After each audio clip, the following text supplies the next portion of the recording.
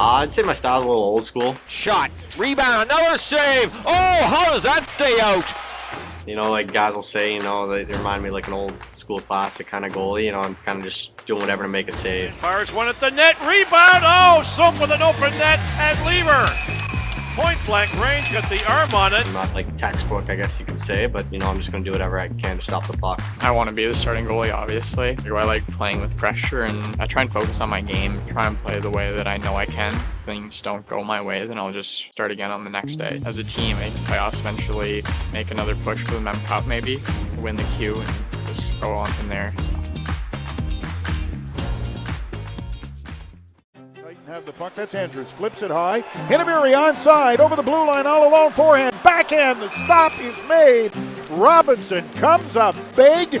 Just really happy, grateful to finally be able to play a game, 5th game of the season. I was waiting for my moment, and again, super happy and excited to finally be able to play. Robinson out of his net, coughs it up, it's bouncing around and not just wide, now Lallier from the side of the net.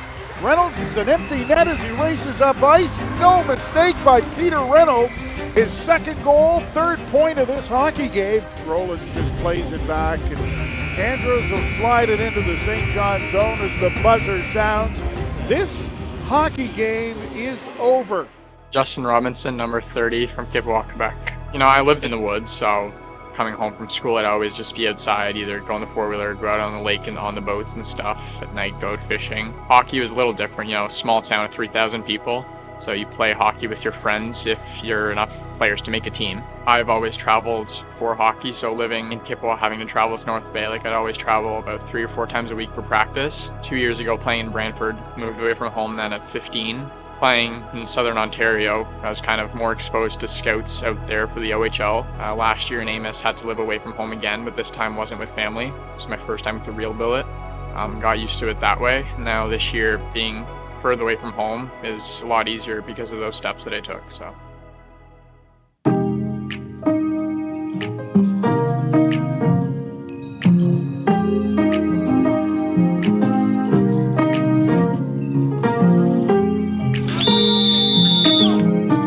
I think it's a really good cause for the kids. I think it's a great event. Playing ball hockey, just fun to get the kids out here. I know kids don't always get the chance to play with us, play hockey with us. They always see us outside the rink, but never playing hockey, so I think it's nice for them to finally get to play a little bit. We can give out any of our time to the fans. They give out a lot of their time to come see us and everything, so getting to exchange a few words with the kids too, getting a few laughs with the guys as well, it's always nice. So for team bonding, I think it's great getting the boys out here, playing something a little different than on the ice and keeping it loose. I think it's really good. Feeling pretty good. Came back from a road trip where I think we played 2 good games while during Rouen. I think we played pretty well. Amateko, un tir et le but! Avec Eli. Eli et le but! À taille vert, tir et le but! So I think we're just really excited to finally play back at home, and it's going to be good.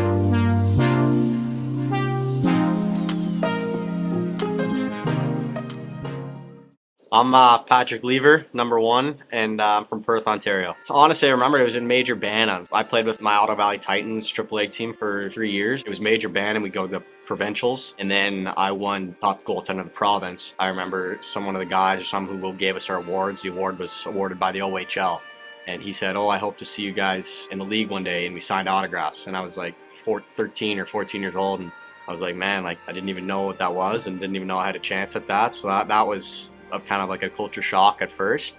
And then I remember that year I was like, you know what, I'm going to get drafted this year.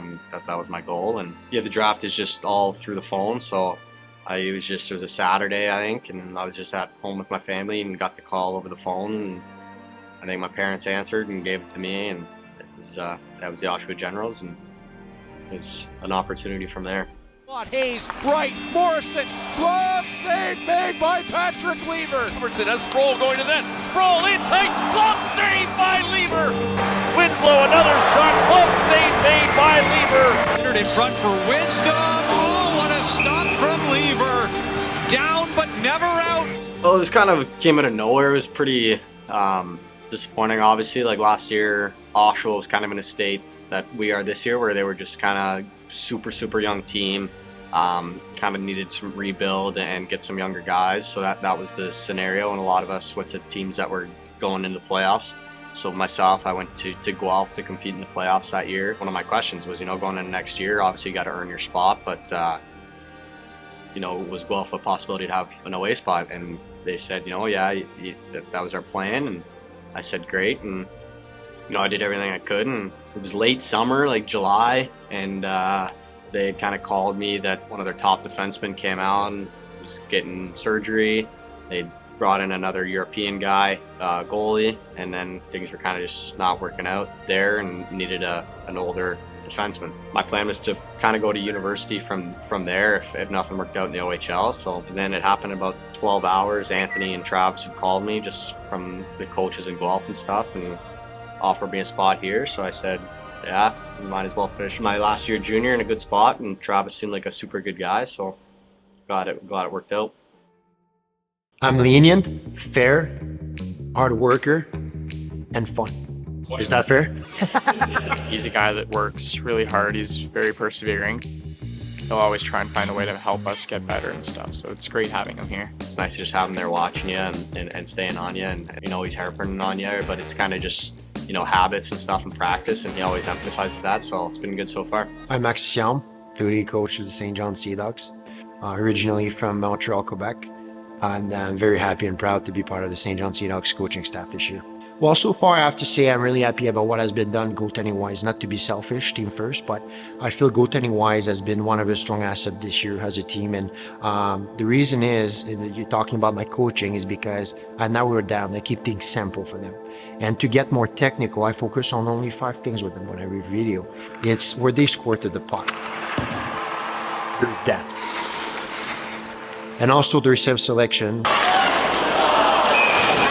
and then also the rebound control. And the last thing will be recovery.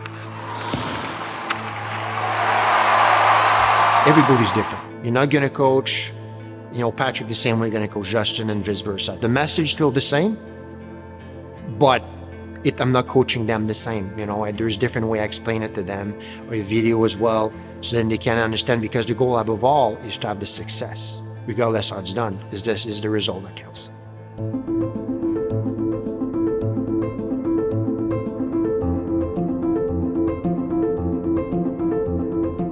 There's a lot of games that he played that I couldn't think of right now. He's for me, when talking about my coaching, it goes back to success is holding his feet, beating the pass, being able to set before shot. And when he does that, he's having the success he's been having, which is incredible.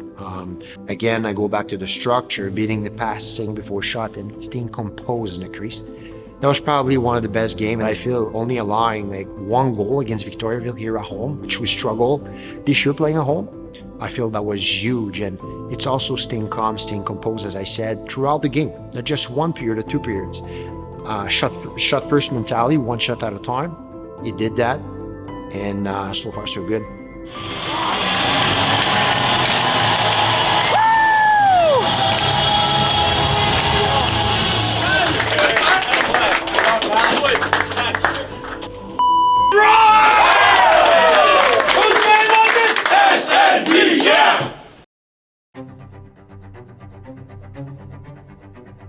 I mean, it was one of my goals for this year, is trying to get a shutout. Throughout the game, I was just kind of focusing on the game, wasn't thinking of the end goal. It was more really just follow the steps of the game, follow our game plan.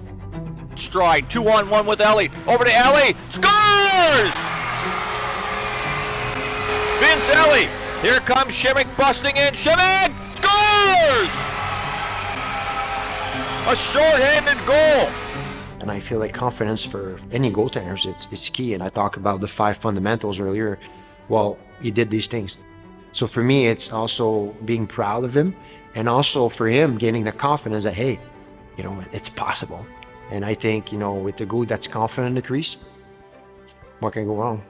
It's going to be the hockey game, folks, and Justin Robinson will record the win, but also his first shutout in the Quebec Major Junior Hockey League, and the celebration for Justin Robinson. Final buzzer went and got the shutout, so the whole team is super, super happy for me. So it was a great feeling.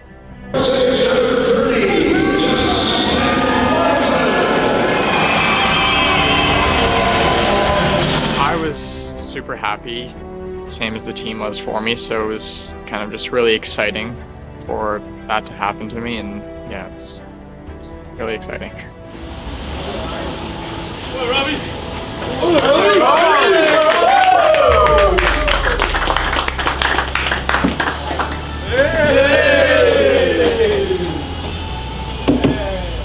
It's been a long time since you've been shut out, so congrats on that. Yeah. Fox first shutout, like you said.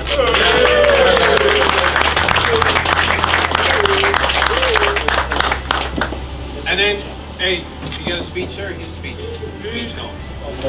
That was a great win, boys, so let's keep going off this note. So.